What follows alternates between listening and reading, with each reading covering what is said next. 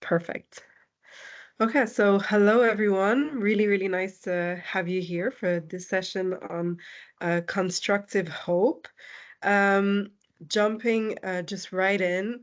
And for those of you who actually may not know you, so we're the Beyond Lab at UN Geneva. We're part of the Office of the Director General, and we work really on social innovation for long-term sustainability.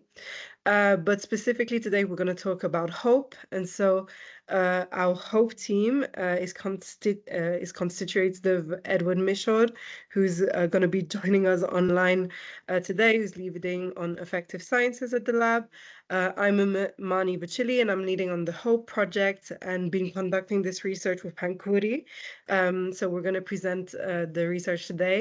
Pankuri, I don't know if you want to say hi to everyone. Of course. Hi, everyone. I'm Pankuri, and as Mani mentioned, I'm part of the research team for the Hope. And finally, we also have the University of Geneva that's been a core partner on the Hope Project and has been supporting us also through the different stages, also of the research and giving us feedback and yeah. So just to give a bit of context on the Hope Project in general. So actually the lab has been working on the question of affective sciences for quite a while now. Exploring that and how it could be used to catalyze or advance the SDGs and the 2030 agenda, but also beyond. And the Hope Project really dives in more into hope specifically because we see it as a possibility to stimulate more positive action, especially amid uncertainty, divide, and crisis. We could feel, I think, like probably like many of you, that within this field and in general, this kind of negative cloud above our heads. And we think that hope could be really a way to change things. And so we want to explore that through two avenues. One is through the hope method. So it's really a methodology which kind of replicates the steps of hope to stimulate more positive action for sustainability in general. And today, just to be clear, we won't be presenting the methodology as a whole. We've actually finalized the first step of the project, which is really a hope model. So it really maps out how we define hope, how we think it functions, and what we aim to do in the following months is really being able to explore, well, how do you implement that model? And then the second avenue in which we explore hope within this project is through a space, and that can be very, very varied. It can be a digital space where we practice hope. It can be through our events, or it could be even you through your own work if you want to start applying constructive hope. So that's for the project in general. And today we're really going to talk about our findings and our hope model. Before we start, I know there's a very, very diverse group of people that signed up to this event, and we were really thinking about the question of why. So why is this actually also relevant to you in general? And so we thought we could start with a not so hopeful question of are we shaping the future or just managing the collapse of the present?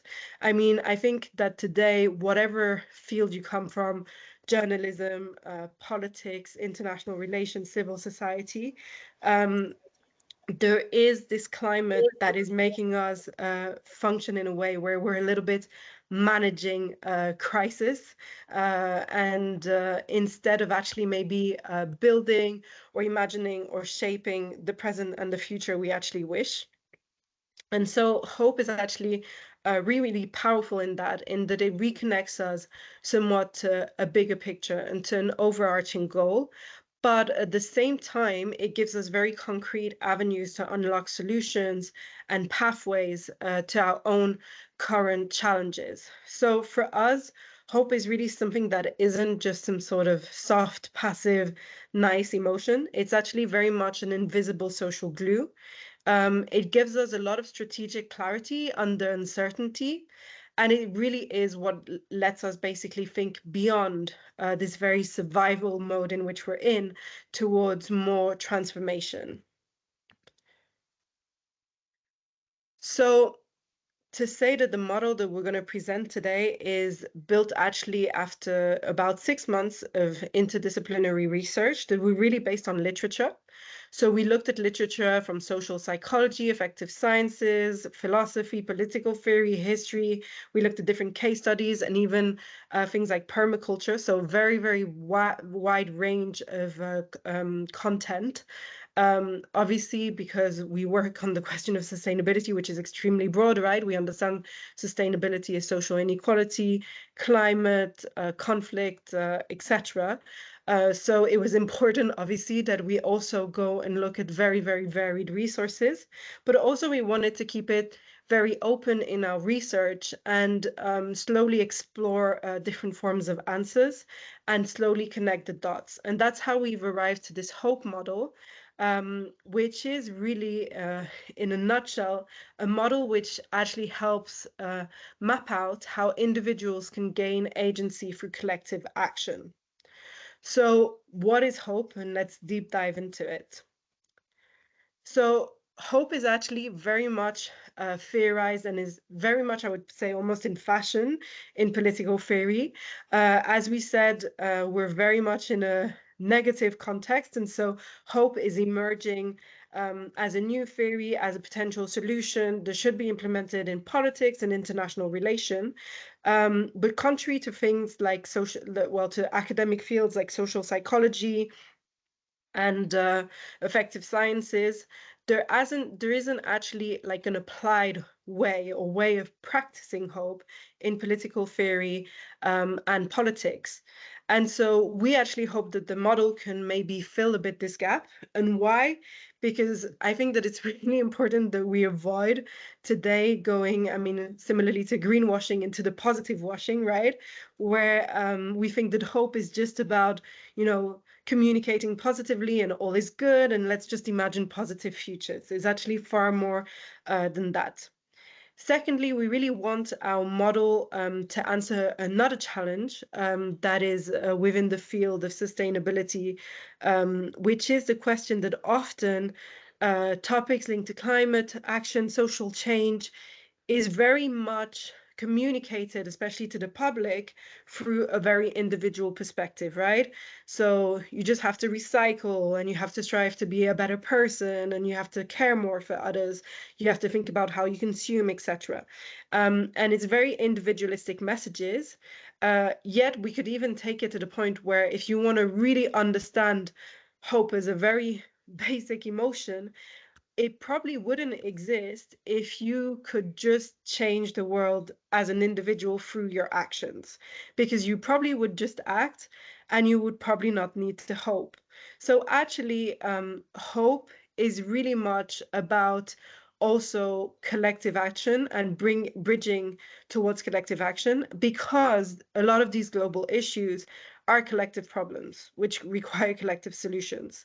So our model really aims to also go beyond this very individualistic perspective and bridge the gap, as we said, between the individual aspirations and collective action. So this is our our very cool model, which is maybe now a little bit dense like this, but we're going to break it down. As I said, it's really a systemic process through which an individual gains agency via collective action. And so let's look at it step by step. So our model starts with maybe the most obvious part, which is that we need a systemic challenge. We need a problem to start with. Otherwise, the model and hope in general will maybe not be a theme. But a systemic challenge really refers to the way in which certain elements in a social system cause harm or overall dysfunction, right, that repeats itself. It's really important to say that a systemic challenge is not friction.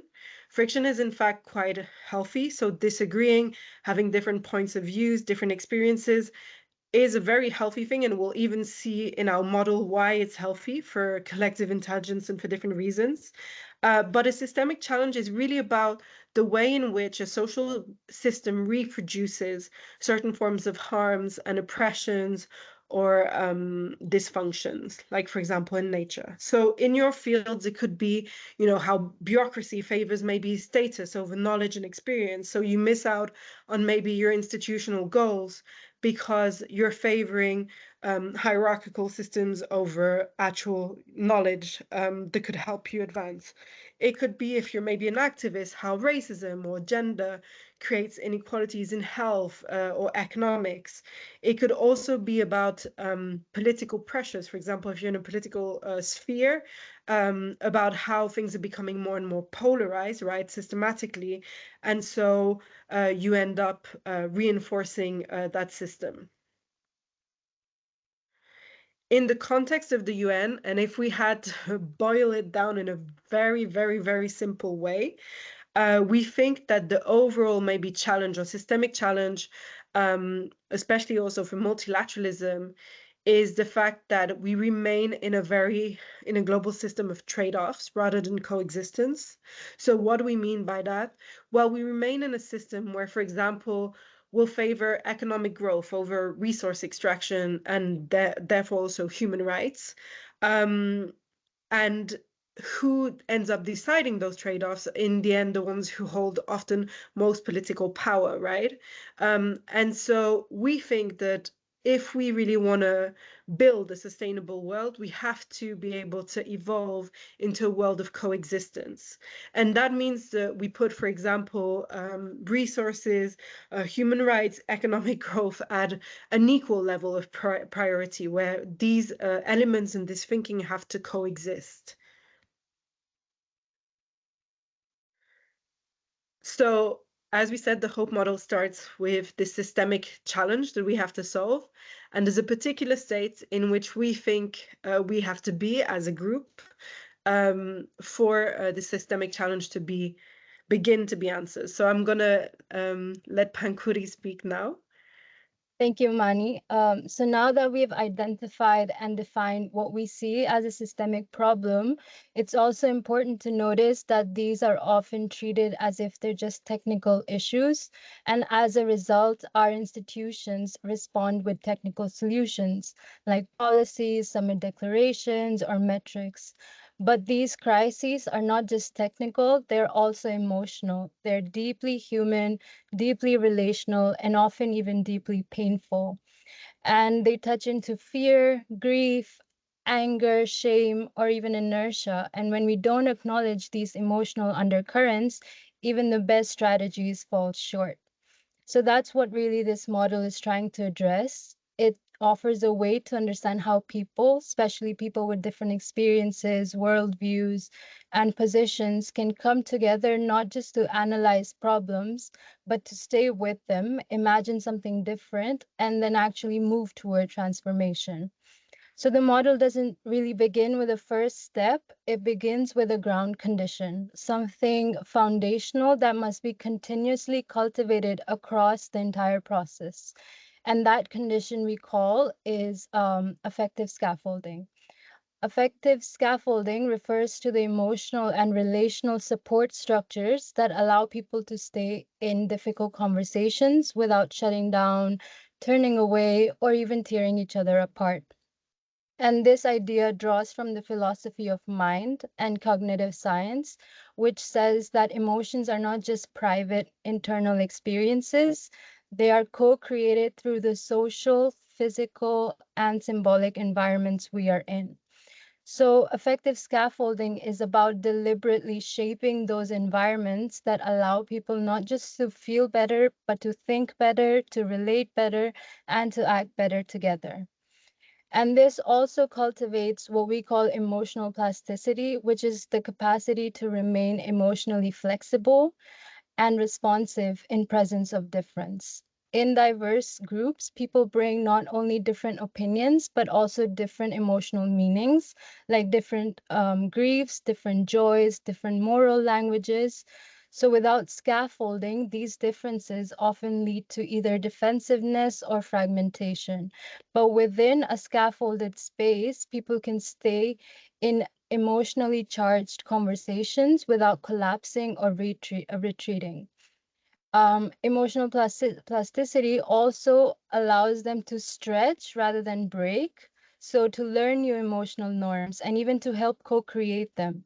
It's this capacity that can allow groups to metabolize this kind of discomfort rather than avoiding it and to build trust without requiring sameness. So for effective scaffolding, it can be built through things like storytelling, tone and language used around a topic, design of spaces, practices, even recognizing whose voice is being most heard, felt, or showcased, being open to intellectual differences and different opinions.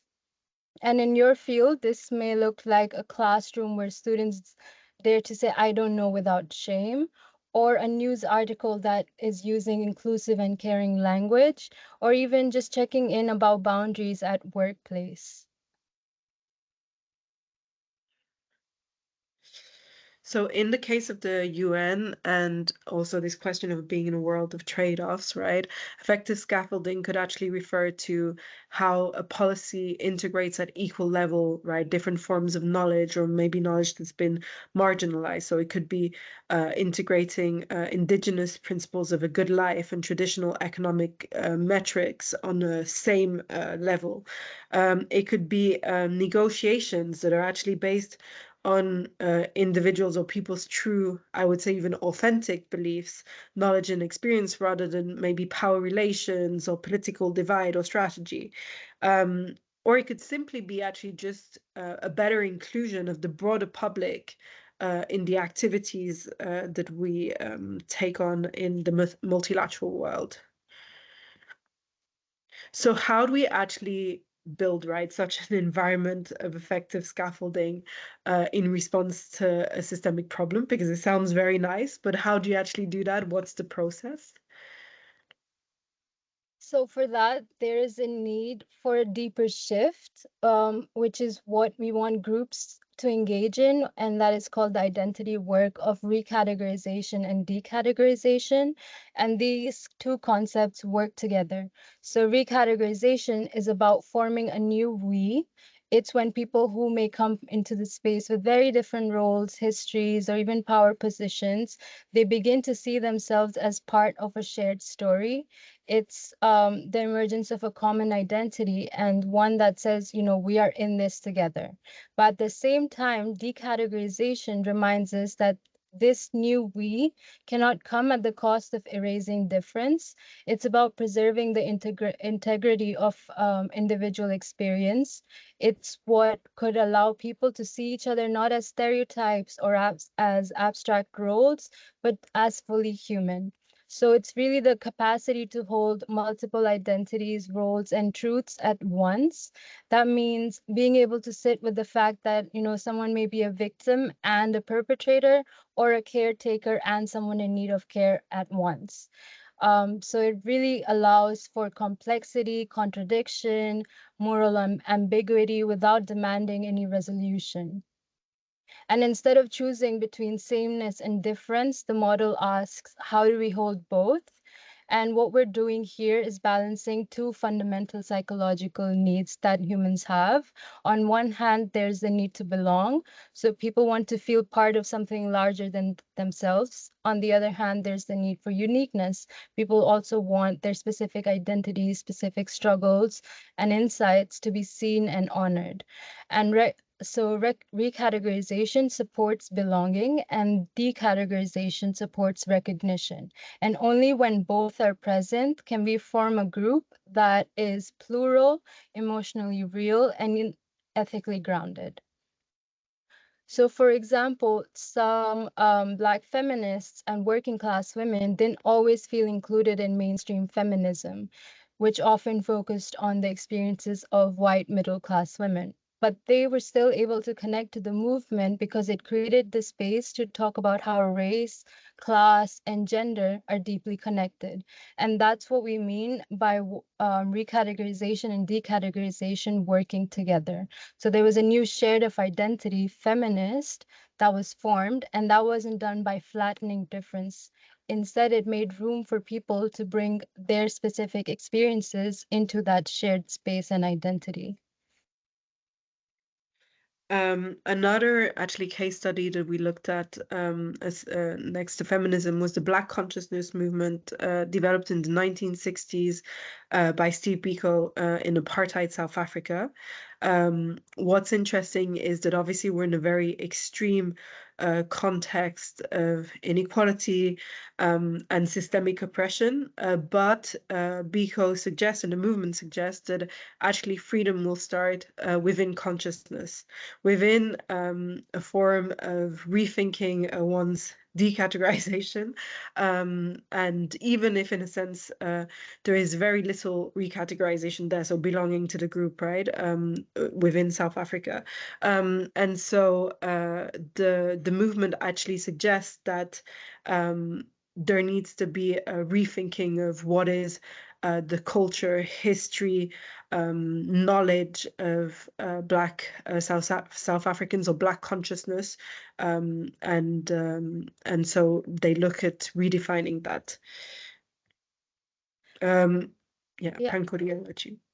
Yeah, so again, in your fields, this may look like a truth commission where both survivors and perpetrators speak as co-participants, or even a refugee integration workshop where locals and newcomers co-author the community values together.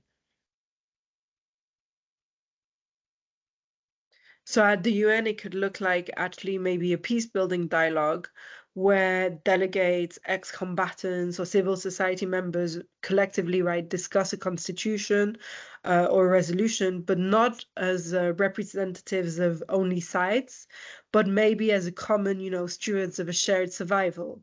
It could be also a rethinking of like beneficiaries, right, as not just beneficiaries of being saved by a system or an institution, but instead them serving as actually strategic co-designers of policies and being able to bring different layers of identities, such as parents, professionals, or advocates. And when that kind of balance is held, there are two critical things that also start to happen. The first is emotional solidarity, which is a sense that we are emotionally invested in each other, in this issue, in this shared horizon. And it emerges through mutual witnessing, shared struggle, and collective care. The second is cognitive alignment, which is a share of understanding what's going on, why it matters, and what needs to change.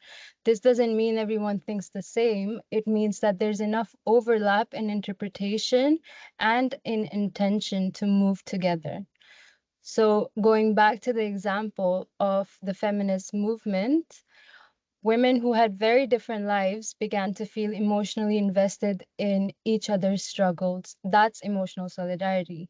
And they didn't show up for their own interests. They started to care across difference. But at the same time, they also developed a shared understanding of what the system was doing and what needed to change.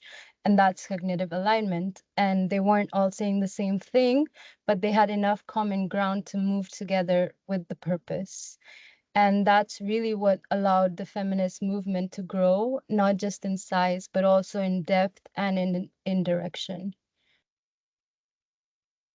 With the case of the Black consciousness movement, as we said, it starts through this idea that freedom is going to start from a form of consciousness and not through the systemic physical barriers only. And what happens is that therefore there's a redefining of Black people, Black communities, saying, well, actually, we're not just wanting the same equal rights, but we want to be recognized for our culture, for our history, through what we bring. And that creates different forms of emotional solidarity. That creates, I mean, still until now, a solidarity with the history of such people. But at the same time, it creates actually a solidarity through different Black movements that'll continue up until now. So even things like the BLM, etc., were actually influenced by that type of thinking that started many years ago, and created a form of cognitive alignment on what does it mean to be part of the Black community. And also one last thing which is important is that it does so by saying that there are shared struggles, but there are individual identities within those communities, because obviously being Black does not suffice to make all people the same in that case. Yeah. And then again, for examples that could work in your fields is maybe the decision processing process, the decision-making process that comes to when you're rethinking salaries to have a more horizontal workspace that values each team member, or two political parties coming together to tackle a common challenge. So in the UN, it may look like actually member states, coming from very divergent blocks, actually deciding to co-sponsor a resolution. It could also be, for example, regional commissions that decide to co-produce a report on trade or inequality after acknowledging maybe, their region's colonial histories and shaping a different understanding of development, for example. So what we mean by this example is also a question of like, it could be also rethinking your own history or your own positioning and deciding to act in solidarity once you've been exposed to different perspectives. And so then deciding to align through maybe a different vision or a different unifying frame. So far at this point in the model, we've built something that is creating a space where people not only feel emotionally safe, but also seen and respected for who they are. And that's through recategorization and decategorization. And out of that, we've cultivated the feeling that we care about this together and the sense that we understand enough to move together. But it doesn't stop there, because this combination does more than that. It also creates the conditions for a group to become intelligent in a new way. And this is where collective intelligence is born. Because when people feel like they belong, when they feel like they're seen, they stop protecting or proving themselves. They start listening differently. They start offering ideas that are less filtered. They begin to surface insights that only exist at the meeting point of different identities, different truths, and different ways of knowing. So, collective intelligence isn't just about putting smart people in a room or the total sum of what people already know. It's about creating the conditions where people can bring different perspectives into conversation, where difference becomes a resource and not a threat. So when people bring not only their expertise, but their stories, their contradictions, and situated truths into the conversation. And with that, something else opens up, which is collective imagination. That means the ability to envision futures that don't just continue the present, but also interrupt it. It means allowing a group to think systematically, not just about what's wrong, but what could also be possible. And this kind of imagination for us, it's not something that's frivolous or escapist. It's actually what we think is courageous, because it's often painful, because it asks people to name what they long for or the grief from what they've lost, even when it feels out of reach. So that's why it can only emerge inside a space that is emotionally scaffolded, because at its core, imagination is a risk, but also the beginning of hope. And we can see this more clearly, again, if we return to the example of the feminist movement, because once the identity work happened, once, once the Black feminists or the working class women were able to claim space inside the movement, something else happened. The movement didn't just become more inclusive, it became more intelligent. When people brought in experiences of racism, class struggle, motherhood, labor, or even migration, experiences that had previously been left out, feminism began to think differently. Suddenly, gender wasn't being talked about in isolation. It was being understood through welfare systems, education systems, the criminal justice systems, and that is what we mean by collective intelligence.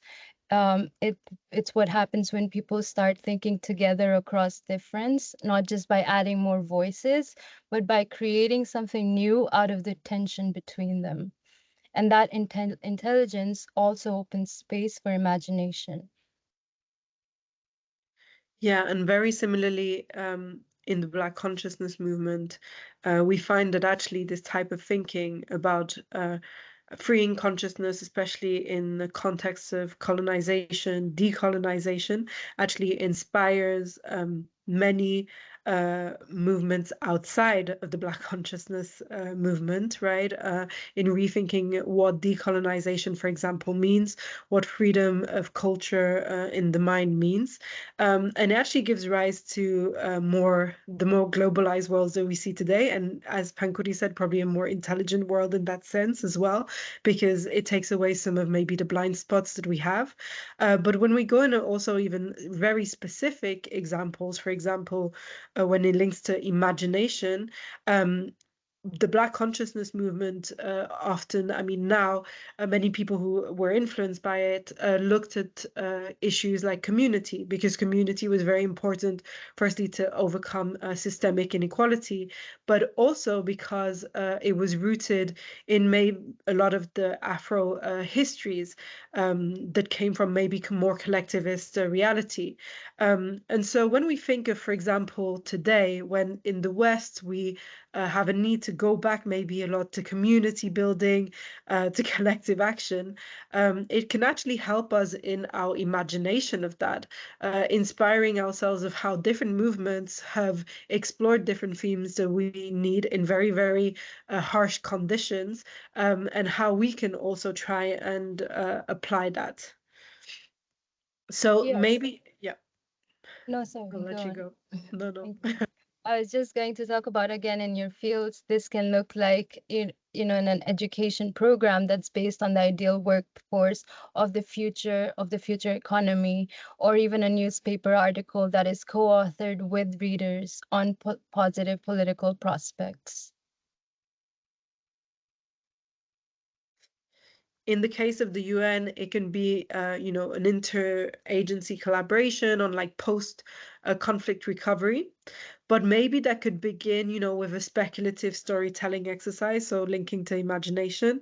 That could maybe start from something a bit different. So maybe like, what would healing look like if we didn't start from damage, but from joy?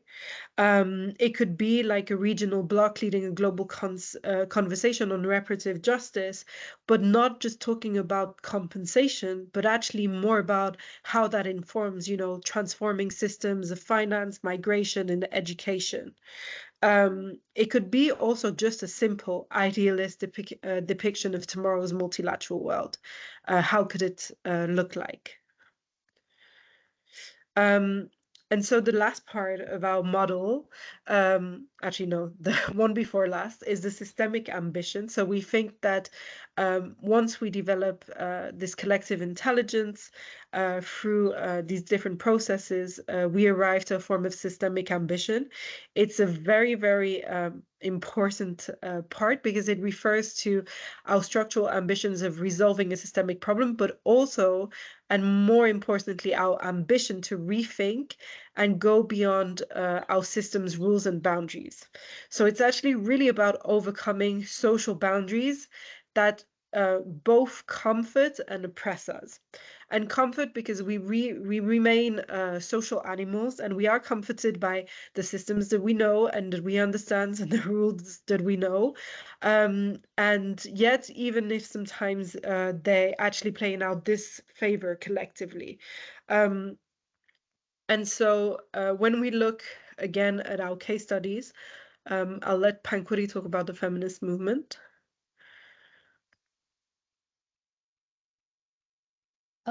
Sorry, 1 second.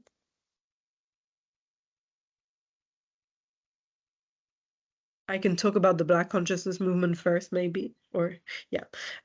So for example, systemic ambition in the Black consciousness movement, what's interesting is that if we take the question of racism, often it's when systemic ambition arrives that maybe blockages arrive as well. So for example, it could be something as simple as we know that in at least Western countries, Black women are far more touched by the illness of endometriosis, yet it's very underdiagnosed. It's underdiagnosed in women in general, but even more so in Black women. So it could be the systemic ambition of systematically trying to target that population for testing for endometriosis, which may seem like a very simple ambition, but when we look at other cases, for example, we look at HIV, that we knew at the time that certain minorities and certain groups were far more likely to contract it. Different regions had different policies on it. And for example, certain regions thought actually was a form of discrimination, for example, trying to target certain minorities or certain populations, and actually had a much higher prevalence. And what's interesting with the question of systemic ambition is that it is about our ability of having done all the work before, of really looking and confronting the reality and the different complexities and the problems, and actually really being willing to rechange and rethink how we view our system, or how we even view what is right in our system. Pankuri, I don't know if you're okay to take over. Yeah, of course. So, a strong example of systemic ambition in the feminist movement can be seen in the shift from fighting for individual rights, like the right to vote or equal pay, to actually now imagining or reimagining entire systems. So, asking for universal childcare, community-based healthcare, and even decriminalization of survival strategies. So became more of a larger, emotionally resonant vision, and for how society itself could be reorganized, not just about individually, but as the whole entire system. And so in your field, systemic ambition could be, how much are you or your institution just willing to change the rules of the game, right? Beyond conversations and imagination, or integrating the structural needs of certain minorities or discriminated groups, and not just placing them as representation. I mean, now there's a lot of conversations on bringing different voices, right, at the table, youth, indigenous voices, etc. But how can we go beyond just having a nice conversation and integrating, some of the efforts to actually really institutionally bringing change? And I think that really systemic ambition boils down maybe to this question also sometimes for us, is how much are you personally willing to admit the limits of a system that may sometimes also profit you in your position in the world? And I like to apply that question to myself, because we work on sustainability, climate change, and social inequality. But obviously, I live in a very wealthy country. I have access to a lot of resources. And so how much am I actually willing to admit, right, the limits of a system that also in some ways may profit me? But maybe the question should be that once, you admit that, maybe once I admit that, it doesn't maybe just mean, a loss of power, but maybe actually it means that there's something more positive down the line. But to do so, we have to have the courage to admit the limits of our system, even if we think that maybe it's a little bit fortunate for ourselves. So in the UN, it actually may look like member states, will to let go, of institutional or economic short-term power for a common good and for their own long-term good. As I gave the example of climate, for example, and like maybe sometimes being profiting also from this form of inequality and being able to have a lot like a computer and a phone, etc. Well, maybe also the way in which sometimes states or different institutions think of economic power, etc., is very short-term based, right? And so maybe it's also, being willing to let go of that systemic or institutional power and realize that actually it's also for our own long-term good. Maybe it's also UN agencies, just reviewing, for example, their internal hierarchies or power dynamics, etc. And so we think that once we've admitted, or once we've decided on how much we're willing to rethink, our systemic ambition and our ambition to challenge and change a system, we arrive to actionable solutions. So concrete solutions appear. to resolve the systemic challenge, but we kind of classify them into three categories. One, which is really the individual personal action, so like changing your own perspective or deciding to communicate differently in your work or positioning yourself differently, right? There's the inner group action, so that's really how we internally decide to reorganize ourselves. Maybe we decide to change, our group dynamics or rethink our hierarchies, etc. And then there's really the outside and the macro level of action, which is where we really think about how as a group we can reorient or how our actions impact others outside of our internal reality. And so to resume, we have our whole model now here. We have a very small video that kind of recaps it through a nice metaphor to make it just also a bit more digestible. And so just to recap a little bit, we start with this very vulnerable and I guess non-diverse system, right? In which a plant struggles to grow. And this is a bit of metaphor for maybe humanity now and the current systems that we have that are quite dry. And maybe a little broken. And this gives rise to this human mindset, this low capacity to be resilient and solve global problems. And obviously, then we get attacked by a lot of additional systemic issues like climate change, social economic inequality, and violence and conflict. And it gives rise to this perfect systemic storm. Well, we think that if we just add a little bit of effective scaffolding into the ground. Just gonna go back. And so as I said, we're really in this perfect systemic storm. And we think that if we add a bit of effective scaffolding into the ground through the different concepts, so through decategorization, recategorization, emotional solidarity, and cognitive alignment, that'll actually give rise to a more collectively intelligent soil through its diverse layer and provides the plant, or humanity in this case, the tools and ambitions to navigate the weather. And as human resilience and care grows, really rooted in, this strong collective foundation, we'll actually see actionable solutions grow, which will give rise to more plants or human collectives of change, which will actually regulate the bad weather, climate change, social inequality, and hopefully really give rise to this diverse ecosystem which flourishes, one which is resilient, one which is adaptable to change, and really one which can basically navigate and regulate the weather and different forms of systemic problems. So this is our metaphor for our model in small, but we talked a lot about theory, and we just wanted to take you really into actually how we've been using this model to already think some of our work, just to say that there is concrete ways of applying it, and it doesn't have to be that complex, interestingly. So the best example that we have now is something that we've just launched, which is our Beyond Action platform. And it regroups a magazine, our Beyond magazine, where actually we have experts, youth, people coming from very, very different backgrounds, contributing articles, pieces, portraits, reflecting on different elements from sustainability. And so we put them at this equal level and we try and collectively reflect together.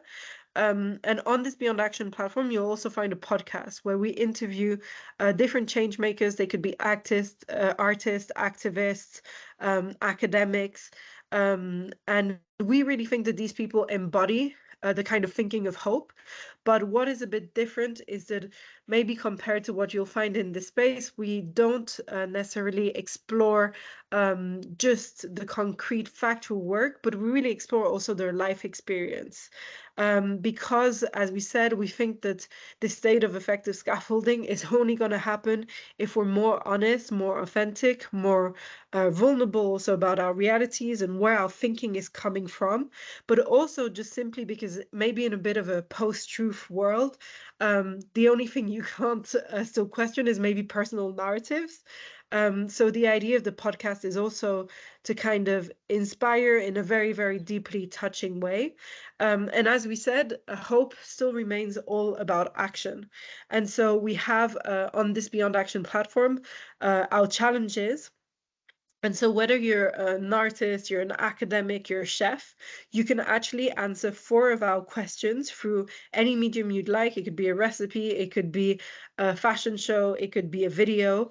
So using your own tools and bringing your own self and your own experience for the purpose of collective intelligence, but also for the purpose of shaping the future of sustainability. So we've got like 4 big questions that we think really are the future of what sustainability is about, and we enable people that our community, part of this Beyond Action platform, to be able to act for the purpose of a common goal, which is sustainability.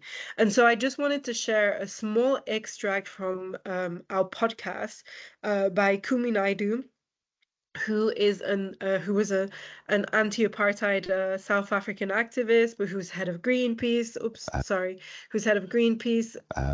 Sorry, there's an issue with my and Amnesty International, who now works on the question of going beyond fossil fuels, and he talks about his experience with grief and how that actually shaped his will to act. I felt that it was like a complete emptiness inside me. Yeah. And I just felt that I would never recover from it.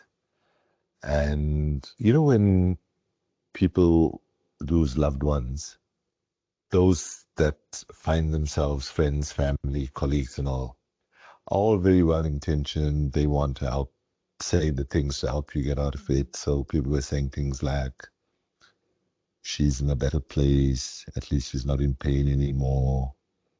God picks his first flowers first, his best favorite flowers first, and so.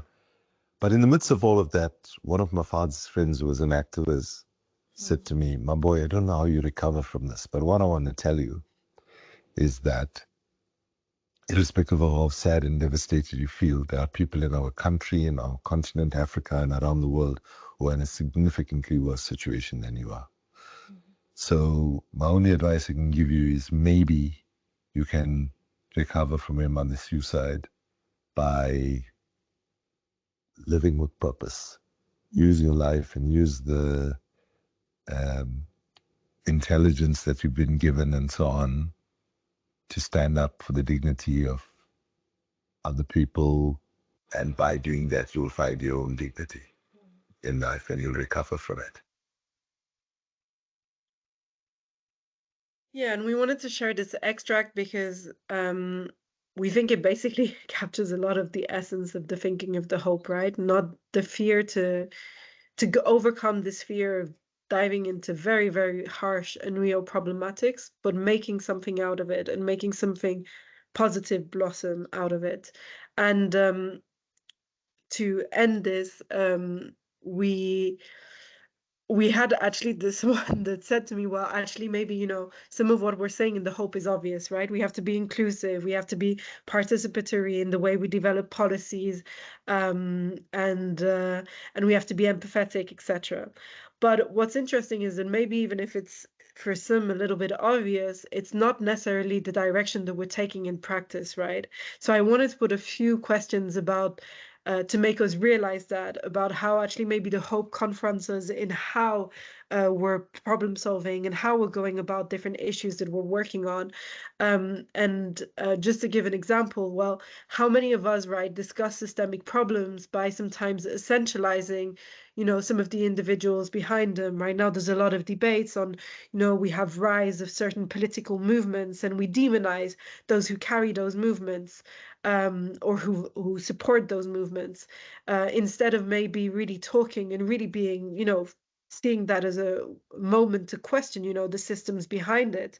How many of us on the complete opposite spectrum have believed that the opposite of polarization is sometimes being, you know, neutral or apathetic, and actually staying away from things that can maybe be intense or can maybe be emotionally charged.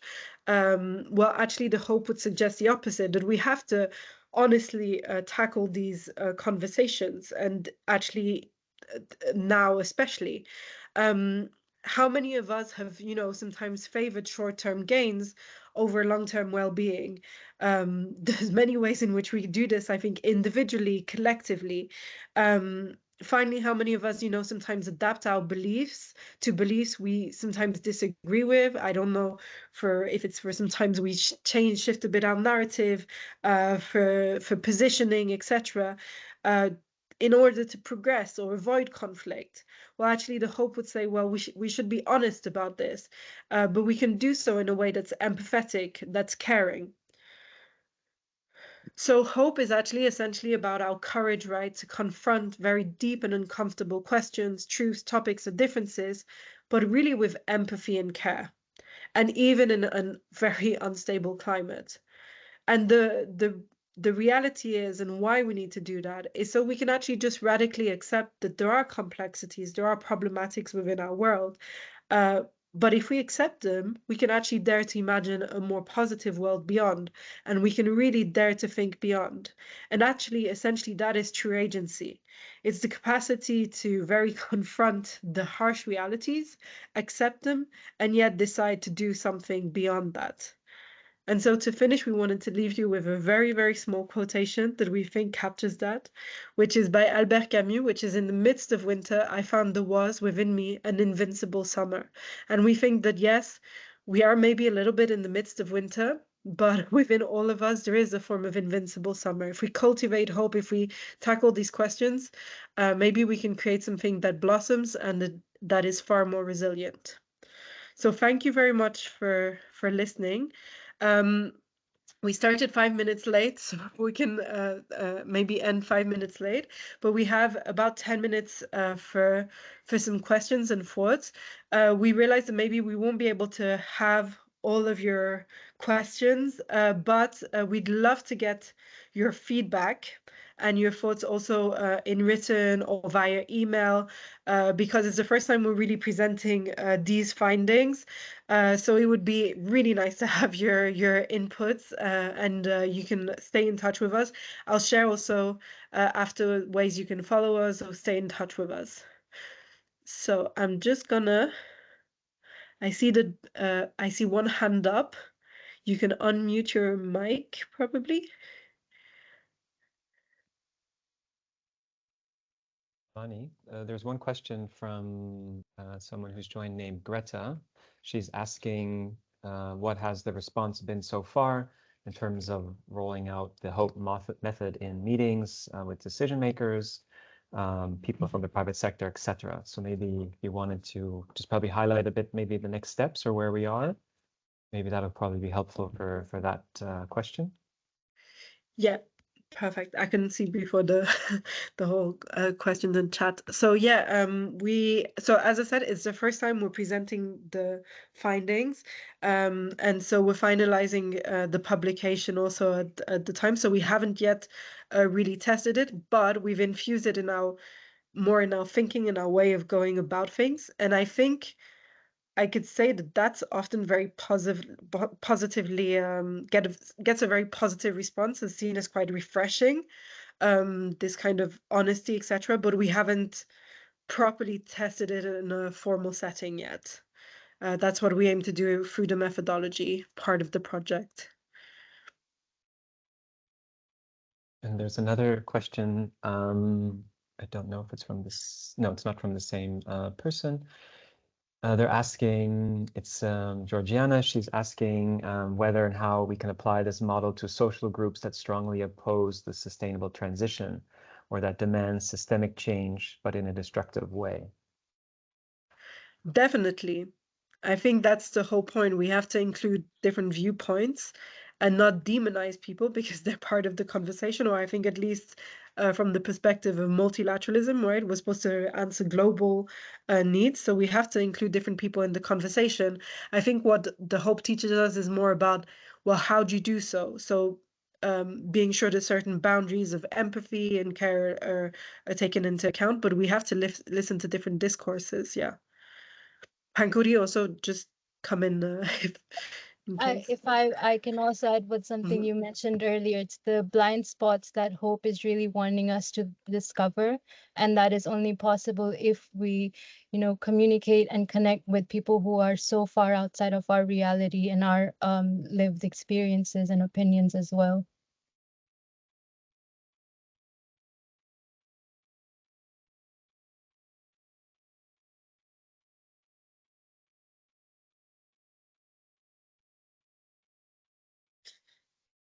Is there any more questions or thoughts? I can't just thinking. There's another one from Maria, just saying that with civic spaces shrinking and voices increasingly silenced, how can we design spaces that truly protect emotional safety and celebrate difference as a force for collective imagination, while also recognizing that for many marginalized individuals, visibility itself can be a source of personal risk. So on the space part, yeah, I mean, on the hope space, as Amani mentioned at the start, this is something that we're looking into as a parallel part of the Hope project.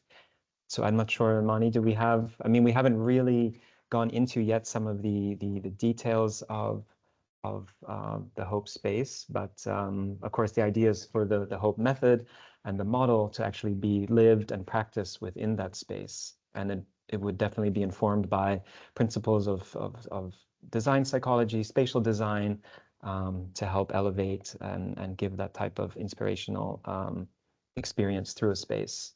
I don't know if you want to add more, Amani, on that. Definitely. I mean, I think it's also like there's ways also to explore, right, different mediums. Also, I think that's one of the things we're trying to do. So it could be also sometimes like just having enclosed spaces occasionally, but also I think that sometimes the digital world is unexploited in that sense because you can contribute very, very interesting content anonymously, for example, also, and the rules of the game on visibility are a bit different. So yeah, I think it's about also exploring maybe different mediums. Yeah. And maybe one more question, Amani. This approach is very human. I can see the potential of integrating it into data and KPI work, as it usually takes away the narratives, the qualitative nature of the human experience. How do you see this framework applying into this field?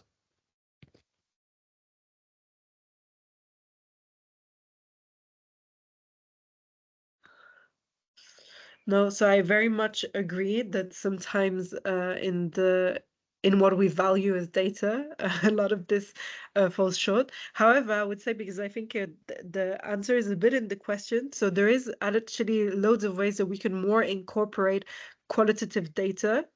And I think that should be something that's really looked into. Even that's something that we've questioned at the lab, for example, for measuring impact, of how we can bring also more qualitative data and value it in how we measure the impact that we have. Yeah. Okay. Don't see any more questions. We just had an input from Branka regarding a CPM Hope model. But yeah, thanks for that, Branka. We'll follow up and explore that a bit more. Great. Well, I think the idea for the running trainings questions, will we run trainings in recategorization? I think the idea is to run trainings on the methodology overall, so that would include recategorization.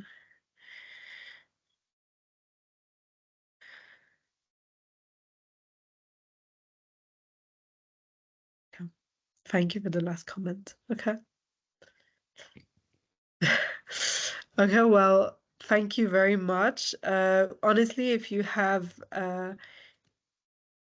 points, thoughts, want to connect with us, I'll just share again one last time the screen, because you can follow us on different platforms, from our website, our action platform, on Medium, on LinkedIn, and really don't hesitate to get in touch with us if you have points, questions, bridges, or synergies we can build. So yeah, thank you very much for being here with us today, and we'll stop here.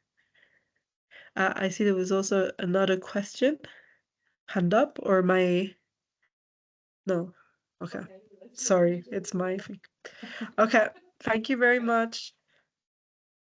Thank you.